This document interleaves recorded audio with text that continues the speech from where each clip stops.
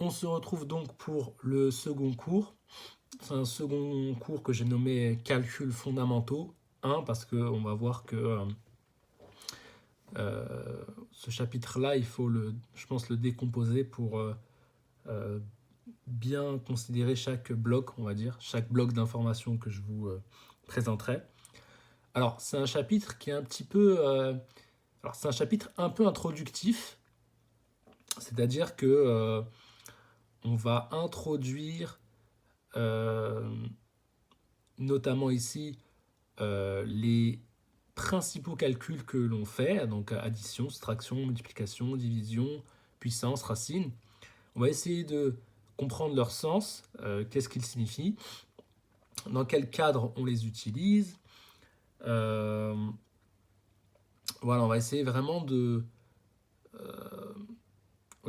comprendre leur sens et on va aussi les présenter peut-être d'une façon qui n'est pas celle que l'on présente habituellement. Donc ça peut éventuellement un peu dérouter au début parce que voilà, on n'a jamais vu ça ou alors on l'a très rarement vu ou alors on l'a pas vu sous cette forme-là. Mais ça, la façon dont je vais vous présenter les choses, je pense, vous permettra aussi de mieux comprendre le fond de ces calculs, leur sens et comment ils sont connectés les uns les autres. On va essayer aussi de faire les choses dans l'ordre, amener les choses progressivement dans un certain ordre. Alors, pour commencer donc directement, on commence donc avec l'addition, parce que c'est par là qu'il faut commencer. Alors c'était quelque chose de très simple, hein. Euh, une addition, ça renvoie tout simplement à une augmentation. J'augmente, donc là, j'augmente tout simplement, je prends une valeur, je lui en ajoute une autre, je l'augmente. Jusque-là, voilà. Alors la soustraction, c'est une forme particulière d'addition. Alors faites attention quand je dis forme particulière. Vous allez voir que pour un élément que j'introduirai pas après, je parlerai aussi de forme particulière d'addition, mais ce sera encore une autre forme particulière d'addition. Mais là, pour cette forme particulière d'addition-là, en l'occurrence, la soustraction, c'est l'addition d'un nombre négatif. Qu'est-ce que ça veut dire? On va essayer d'associer ça à un contexte un peu concret pour que ça ait un peu de sens. Supposez que vous ayez 10 euros et que à cela, j'ajoute une perte de 3 euros. Alors, mathématiquement, il y a deux façons d'exprimer le fait qu'à 10 euros, j'ajoute une perte de 3 euros. Soit je dis 10 plus moins 3, soit je dis directement 10 moins 3. En fait, dans les deux cas, c'est la même chose. Et donc la soustraction est une addition de nombres négatifs. Mais la soustraction ne signifie pas seulement cela. En tout cas, ce n'est pas la seule chose qu'elle représente. Ce que représente aussi la soustraction, c'est un écart entre deux valeurs. Donc là, je vous ai pris un exemple. Donc là, j'ai 10. 10 moins quelque chose égale 3. 3, qu'est-ce que ça représente ici? Après, on va voir aussi dans l'autre sens. 3, ça représente l'écart qu'il y a entre 10 et 7. Donc là, j'ai pas mis, là, je vous ai directement donné la réponse. Mais si je mettais 7 ici, bah, l'écart qu'il y a entre 10 et 7, il correspond à 3.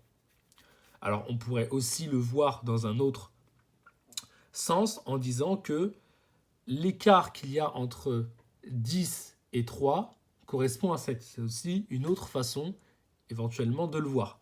Et on peut aussi représenter ceci. D'accord? Là, je vous ai pris cette fois-ci l'exemple de 10 et 3, plus spécifiquement. Donc là, j'ai 10, là j'ai 3, j'ai 7 unités d'écart. Donc 7 unités qui séparent 3 et 10.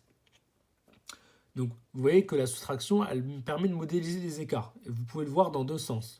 Soit vous dites, ok, ici, cette valeur-là, ça correspond à l'écart que j'ai entre cette valeur-là et cette valeur-là. C'est un écart aussi.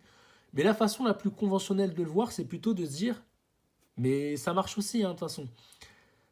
Là, 3, ou ce que j'ai ici, ça représente l'écart entre les deux valeurs. Donc là, j'aurais pu le représenter autrement en disant, par exemple, je mets 7 ici, et on voit bien qu'entre 7 et 10, j'ai 3 unités d'écart. peut aussi le voir comme ça. Donc, je vous présente les deux façons de le voir, d'accord, comme ça. Voilà. Moi, personnellement, la façon de voir que je préfère, d'ailleurs, c'est pas celle que j'ai exprimée ici, mais c'est plutôt celle de dire, ah ok, j'ai 3 et j'ai 10. Ok, donc je sais que la valeur qui est ici, c'est une valeur qui est séparée de 10 par 3 unités. 1, 2, 3. Ok, bah c'est 7. Alors je pourrais aussi aller dans l'autre sens, mais ça, on n'en parle pas tout de suite, on le verra dans un chapitre un peu lointain. Donc ça, je vous ferai la remarque et on le verra plus spécifiquement plus tard. Alors, ensuite, supposez que l'on se dise, allez tiens, ce que je vais faire, c'est que je vais additionner un nombre par lui-même. 2 plus 2 par exemple. Et cela un certain nombre de fois. 2 plus 2 plus 2 plus 2 plus 2. Alors, cette forme particulière d'addition, où j'additionne un nombre par lui-même, et cela un certain nombre de fois, ça correspond à ce qu'on appelle une multiplication. Donc, une multiplication, c'est l'addition d'un nombre par lui-même, et cela un certain nombre de fois. Je vous ai pris un exemple concret. 35, c'est 7 plus 7 plus 7 plus 7 plus 7, cela 5 fois. On l'écrit de façon plus condensée par 7 fois 5. Ça, c'est une des utilités de la multiplication, c'est d'avoir une écriture plus condensée. Mais vous voyez que la multiplication est conçue comme une forme particulière d'addition. C'est l'addition, cette fois-ci, d'un même nombre. Et cela un certain nombre de fois. Alors, est-ce qu'il existe une opération inverse à la multiplication? Il en existe une, effectivement. C'est ce qu'on appelle la division, et c'est exactement le processus contraire. Hein. C'est cette fois-ci, je prends un nombre et je lui enlève un certain nombre de fois une valeur. Donc 35 moins 7, moins 7, moins 7, moins 7, égale 0. Alors, pourquoi je trouve 0? Je trouve 0 parce que j'ai totalement divisé 35. Et pour que ça ait du sens concret, je vais essayer de vous renvoyer à un contexte que vous connaissez souvent, mais ce n'est pas sous cette forme-là qu'on vous présente la division. D'ailleurs, je peux faire ça, mais je peux aussi faire ça, parce que là, j'ai 35. Et 35 moins 35, ça fait bien 0. C'est une autre façon de l'écrire. Hein. Et quand on verra la factorisation, on comprendra pourquoi on peut passer de cette écriture à celle-ci. Mais je ne m'aventure pas trop sur ce truc-là maintenant. Alors, pour avoir un contexte concret, donc imaginez que vous ayez un gâteau de 35 parts. Vous voulez, vous avez par exemple, vous voulez distribuer des groupes de 7 parts à des personnes. Donc, telle personne aura 7 parts, telle personne aura 7 parts, telle personne aura 7 parts. La question c'est, combien de fois vous pouvez faire ça? Vous pouvez le faire 5 fois. Pourquoi? Parce que là, j'ai 35 parts au début, j'en distribue 7 parts à quelqu'un, ça fait 1, 7 parts à quelqu'un, 2, 3, 4, 5e personne qui reçoit le groupe de 7 parts. Il ne reste plus rien, parce que là, je l'ai totalement distribué. Alors, et là, vous voyez qu'il y a une notion de répartition égale, puisque c'est littéralement ce que je fais. J'enlève un même nombre. Donc forcément, on est dans un contexte de répartition égale. C'est souvent dans ce contexte-là qu'on va utiliser la division. Donc ça, c'est aussi donc, une façon de comprendre la division. Donc combien de parts égales de gâteau je retire? Et c'est dans cette notion de retrait qu'on retrouve la soustraction. Soustraction donc d'une même valeur. Donc on va voir aussi que la division peut être exprimée sous une autre forme. D'ailleurs, je vous ai rajouté une remarque que j'avais oublié de noter. Si, par exemple, vous prenez un nombre et que vous lui enlevez un autre nombre, cela un certain nombre de fois, et que vous ne trouvez pas 0, c'est-à-dire qu'il y a un reste. Par exemple, si vous posez la question, est-ce que 35 peut être divisé par 6? Donc dans ces cas-là, vous allez faire 35 moins 6, moins 6, moins 6, moins 6, moins 6. Donc, si vous n'arrivez jamais à tomber sur 0, en fait, la valeur la plus proche de 0 possible que vous aurez, sans compter les valeurs négatives parce que ça n'aura pas de sens, on peut pas, quand j'enlève 35 parts et qu'au final il ne me reste rien, je ne peux pas enlever encore plus parce qu'il ne me reste rien. Donc la limite possible, c'est 0.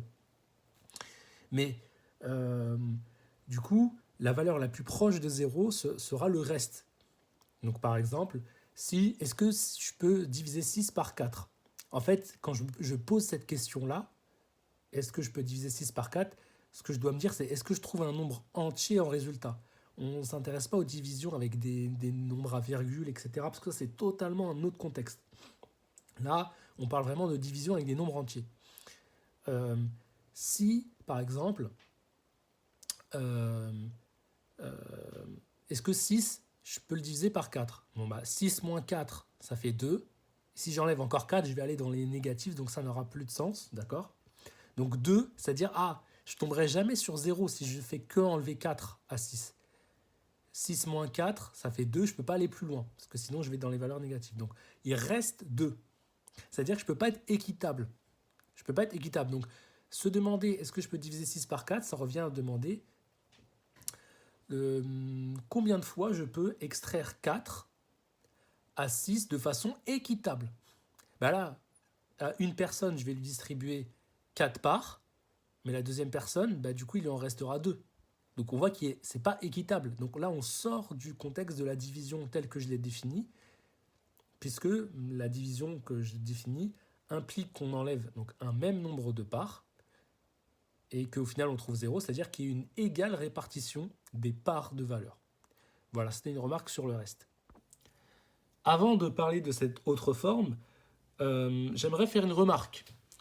Est-ce qu'on peut, par exemple, diviser par 0? On va très vite voir qu'il y a un problème. Donc, qu'est-ce que ça veut dire diviser par 0, sachant la définition que j'en ai donnée précédemment? Ça voudrait dire que j'enlève, donc par exemple, je prends une valeur 35, je lui enlève 0 un certain nombre de fois. Mais le problème, c'est qu'en plus du fait que la soustraction que je vais devoir faire va être infinie, le pire, c'est qu'au final, s'il y a un final, entre guillemets, c'est que je retrouve toujours 35. Ce qui veut dire que je n'ai pas réussi à le diviser, en fait. Je n'ai pas réussi à le diviser. Donc, en fait, dire que je divise par 0, c'est un peu une oxymore, parce qu'au final, on n'a rien divisé du tout. Et donc, ça n'a pas de sens de diviser par 0. Alors après, avec d'autres outils mathématiques, et éventuellement d'autres façons de le montrer, on pourra aussi voir qu'il y a d'autres problèmes avec la division par 0, parce que ça implique d'avoir des choses bizarres. Donc ça, on le verra éventuellement plus tard. Alors maintenant, ce qu'il faut savoir, c'est qu'une division, je peux aussi l'exprimer d'une autre façon. Je peux l'exprimer sous forme de fraction. Parce qu'en fait, quand je vais l'exprimer sous forme de fraction, je resterai toujours dans cette logique de répartition de parts. Et seulement, ce qui est intéressant avec la forme fractionnaire, c'est qu'elle permet aussi de mettre en avant quelque chose qu'on évoquera plus tard, donc les proportions, qu'on évoquera dans un autre chapitre, mais qui permet de voir aussi, d'avoir un peu une échelle de grandeur entre deux valeurs. Donc là, par exemple, je vous ai pris 35 sur 35. Donc, ce qu'on remarque avec la forme fractionnaire, c'est que quand je prends 35 divisé par 35, mais sous cette forme-là, je retrouve 1, ce qui est logique, puisque si je vous l'explique comme ça, peut-être vous allez le comprendre, parce qu'on n'a pas encore vu les proportions. Donc, ce qui est ici, ce qu'on appelle le numérateur, donc ce qui est au-dessus, la valeur qui est au-dessus, c'est la valeur totale, c'est celle que j'ai au départ. La valeur qui est en dessous, c'est un peu comme j'ai écrit ici, le groupe de parts que je peux extraire en quelque sorte. Par exemple, j'ai 35 parts, je veux extraire des parts de 35. Combien de fois je peux le faire? Je peux le faire une fois. Donc voilà, ça c'est un peu c'est un peu le sens de ça. Mais on remarque qu'une division totale sous la forme de fraction, ça nous amène à retrouver un résultat égal à 1. Alors que dans la soustraction, comme on l'avait vu avant, quand on divise totalement, on retrouve 0. Donc en fonction de comment vous modélisez, comment vous exprimez la division, le sens de la division totale n'apparaîtra pas de la même façon. En tout cas, ici, ça correspond à 1, une division totale. Je divise 35 par lui-même. Avec le sens concret que je vous en ai donné, ça permet d'avoir une visualisation. Ce qu'il faut comprendre, en fait, dire que 35 divisé par 35 égale 1, ça revient à dire que 35 fois 1 égale 35. Autrement dit, dans 35, j'ai une seule fois 35. Alors que là, par exemple, 6 divisé par 2 égale 3. Qu'est-ce que ça veut dire? Ça veut dire que 6, ça correspond à 3 fois 2. Contexte concret, j'ai un gâteau, j'ai 6 parts, je veux extraire des groupes de 2 parts. Combien de fois je peux extraire des groupes de 2 parts? 2 parts une fois, plus 2 parts une deuxième fois, plus 2 parts une troisième fois, 2 plus 2 plus 2 égale 6. Mais 2 plus 2, c'est justement 2 fois 3. Donc, voilà, ensuite, on expliquera plus en détail ce point. Mais ce qu'il faut comprendre, c'est que 3, qu'est-ce que ça indique? Ça indique que 6, il est 3 fois plus grand que 2. Parce que je dois multiplier 2 par 3 pour retrouver 6. C'est-à-dire que 6, il est 3 fois plus grand que 2. Donc il faut aussi un peu avoir ces sens-là. Mais ces sens-là, on va les développer dans d'autres chapitres aussi. Là, je rappelle que c'est une grande introduction qui nous permet d'avoir une idée sur le sens des opérations classiques que l'on manipule. Alors, on peut aller plus loin dans les particularités. Maintenant, on pourrait tout à fait se dire, je vais multiplier un nombre par lui-même. Cela un certain nombre de fois. Et là, on est dans une forme particulière de multiplication. Je rappelle, la multiplication classique, c'est l'addition d'un même nombre. Et là, j'ai une forme encore plus particulière de multiplication qui est la multiplication d'un nombre par lui-même. Et cela un certain nombre de fois. Et cette opération, on appelle la puissance. Donc là, par exemple, 10 puissance 2, c'est-à-dire 10 fois 10. Autrement dit, j'ai multiplié 10 par lui-même 2 fois.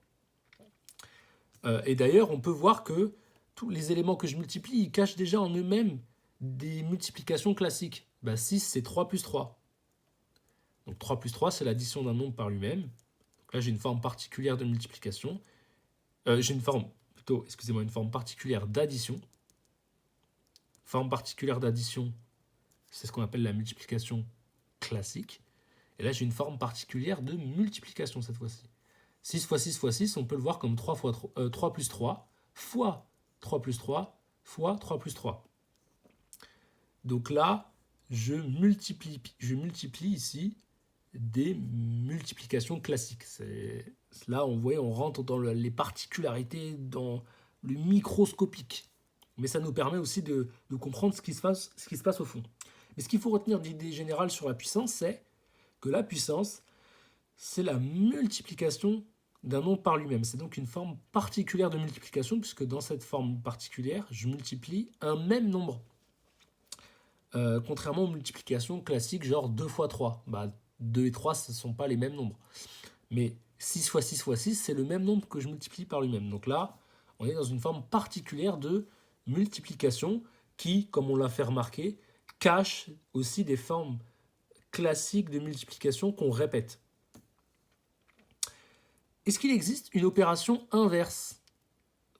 Donc si, ici, je multiplie par un même nombre, l'opération inverse, ça reviendrait à diviser par un même nombre. Et ce nombre-là, que je divise un certain nombre de fois, ça correspond à la racine. Alors, juste avant de rentrer dans ça, peut-être qu'une façon aussi de se représenter ce qui se passe, c'est une façon de voir, qui peut éventuellement vous faciliter pour vous repérer. Je vais donc revenir sur la puissance avant d'aller là. Donc, maintenant, supposez que je parte de 1, du chiffre 1. Je veux arriver à un nombre. Par exemple, je veux arriver au nombre 100.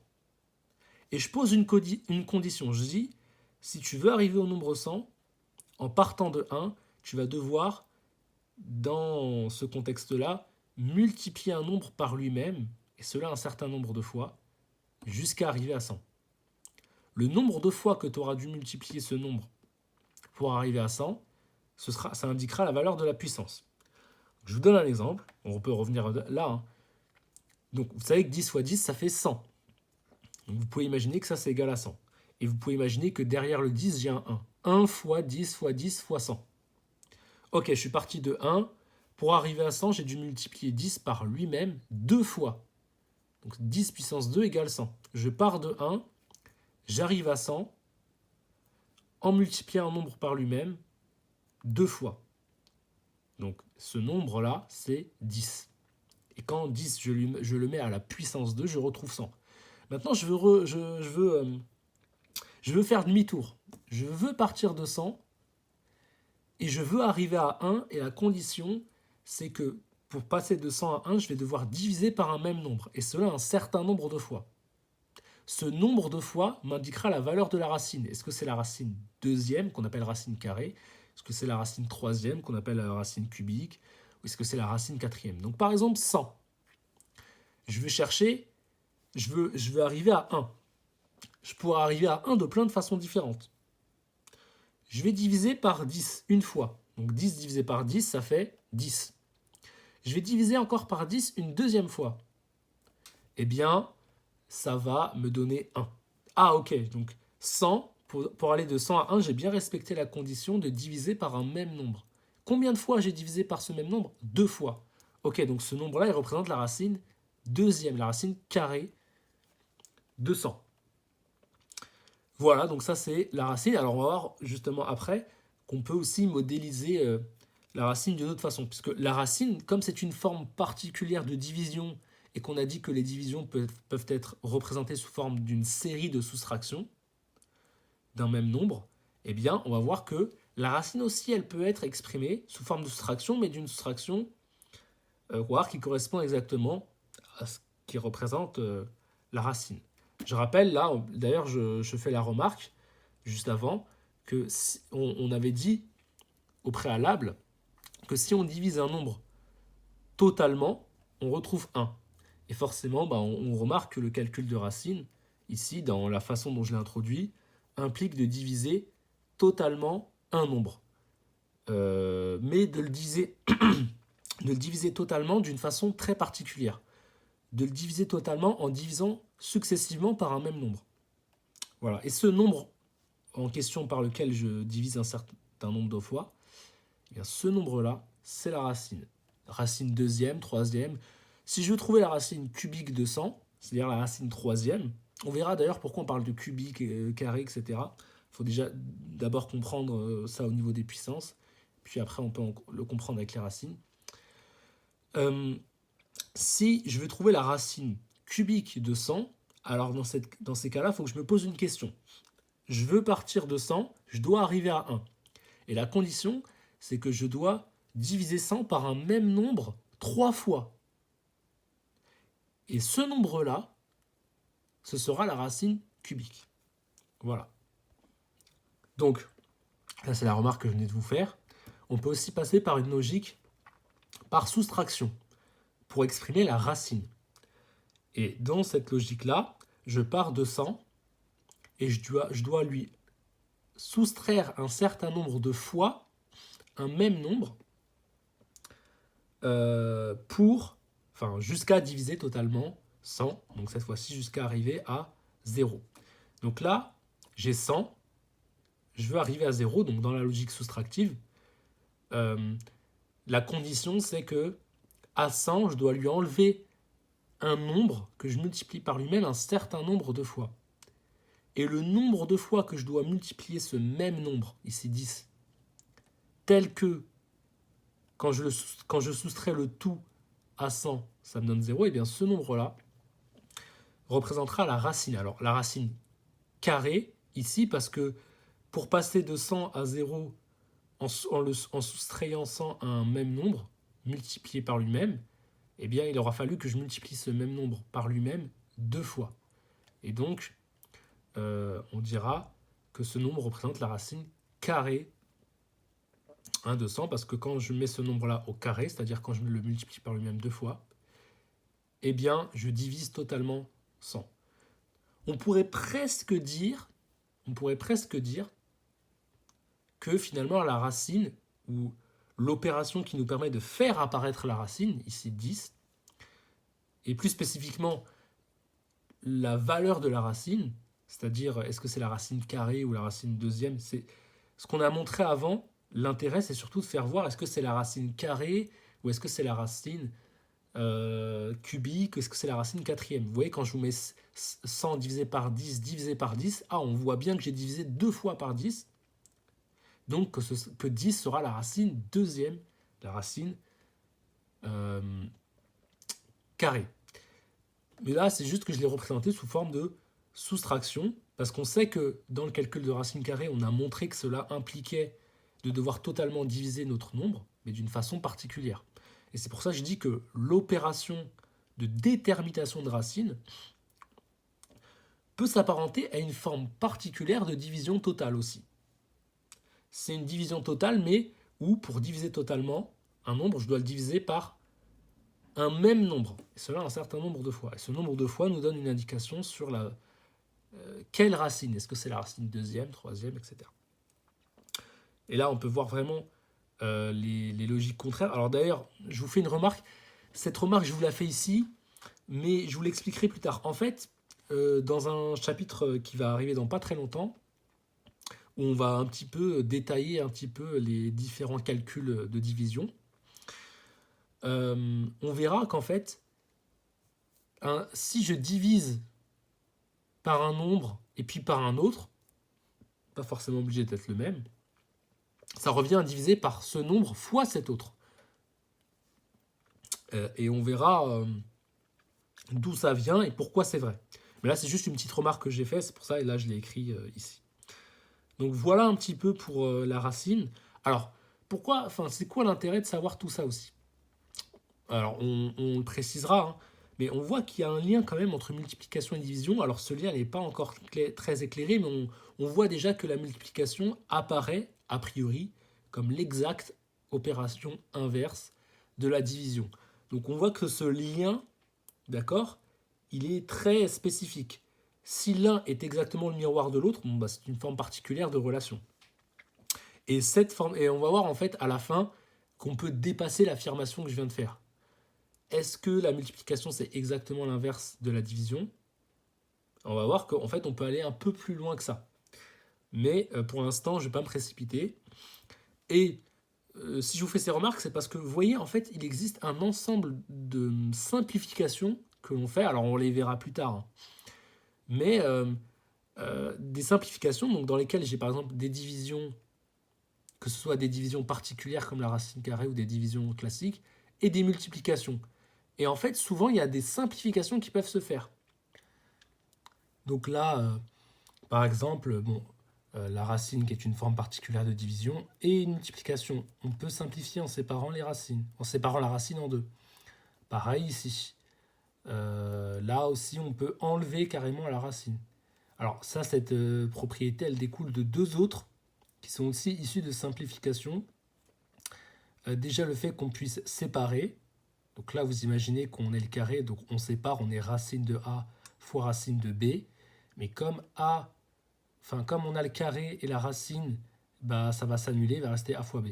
Alors ça, c'est possible quand A est supérieur ou égal à 0, parce que pour une racine d'un nombre négatif, ça n'a pas vraiment de sens concret. Et ça n'a pas vraiment de sens en soi, mais on va voir qu'en mathématiques, il y a quelque chose qui va apparaître, un nouvel ensemble très abstrait, mais qu'on étudiera très longtemps, ce sera probablement notre dernier chapitre d'ailleurs. Alors, certains pourraient me dire, alors oui, mais le truc, c'est qu'il existe des divisions dans lesquelles on a des additions au numérateur et tout, par exemple, et dans lesquelles il y a des simplifications.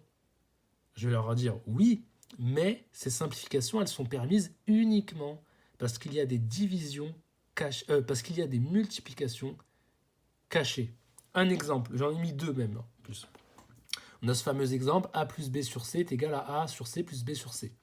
On justifiera la méthode qui nous permet de justifier qu'il y a une multiplication cachée. C'est la méthode qu'on appelle la factorisation, mais qu'on verra plus tard. On verra d'où ça vient, comment ça s'applique, etc. Mais il s'avère que, en fait, ça vient du fait que A sur C plus B sur C, c'est égal à 1 sur C fois A plus 1 sur C fois B. On factorise par 1 sur C. Ça fait 1 sur C facteur de A plus B. Ça fait A plus B sur C. Pareil, là, la simplification qui dit que si A sur B, donc un nombre, par exemple A divisé par un autre B qui est égal à un nombre C divisé par D, par exemple 4 sur 2 égale 8 sur 4, c'est vrai, hein, 4 sur 2 ça fait 2, 8 sur 4 ça fait 2. Si A sur B est égal à C sur D, alors A sur B est égal à A plus C sur B plus D. Et ça, on peut le justifier par alors le principe d'égalité qu'on verra plus tard et par la factorisation. Le principe d'égalité, il nous dit que si on a une égalité, eh bien on peut on peut additionner la même chose des deux côtés, par exemple. Donc là, je vous l'explique, mais même si vous ne comprenez pas, en fait, c'est juste pour que quand on arrivera au chapitre où on va expliquer ce que je vais dire dans quelques secondes, vous pourrez mieux comprendre encore. Mais là, c'est surtout pour montrer qu'en fait, toutes les simplifications, elles cachent ou elles font apparaître directement des multiplications. Toutes les simplifications dans les divisions sont permises par des multiplications. Donc là, par exemple, j'explique ce que j'ai fait. Hein. A sur B égale C sur D. Ce que je fais, c'est que je multiplie par B de chaque côté et par D de chaque côté. On va avoir ça, quand on va simplifier, on va avoir ça. Ensuite, j'ajoute B plus A de chaque côté, ici et ici, ce qui nous donne là. Là, je vais factoriser par B, excusez-moi, là, je vais factoriser, par B, ce qui donne B facteur de A plus C.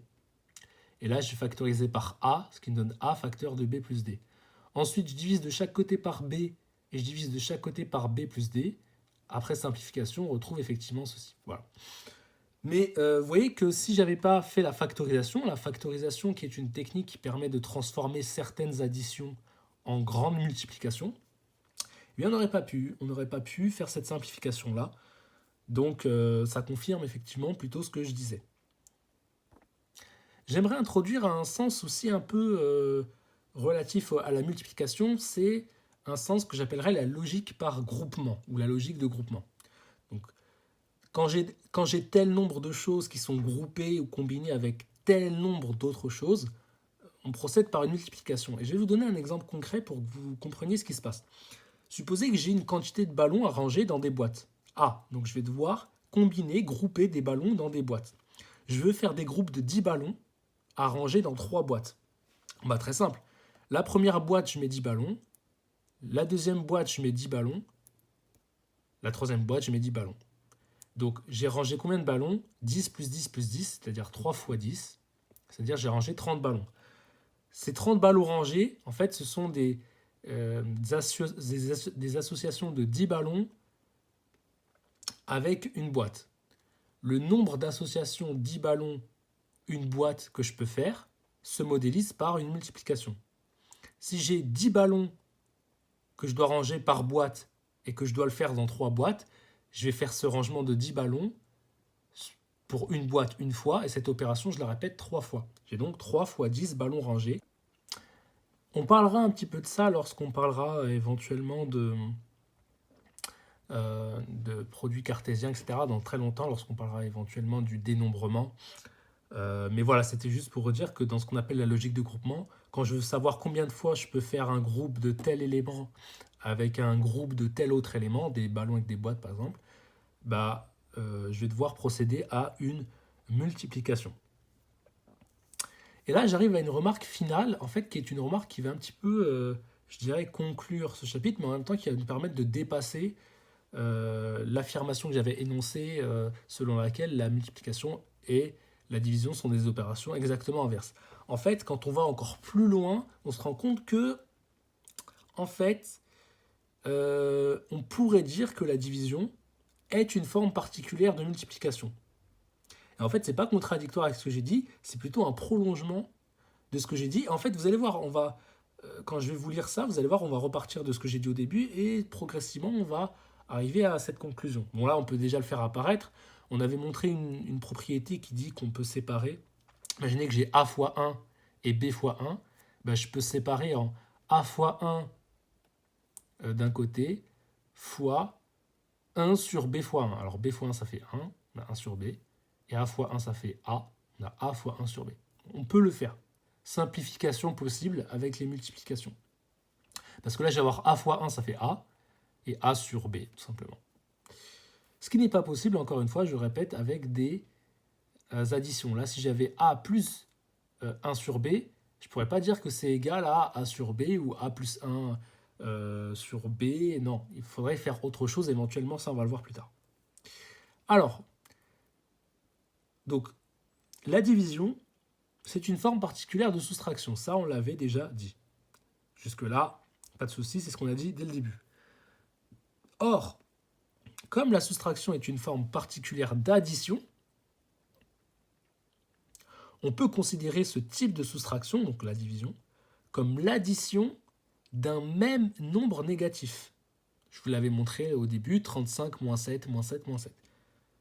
Mais l'addition d'un même nombre, c'est une logique qui correspond à la multiplication classique.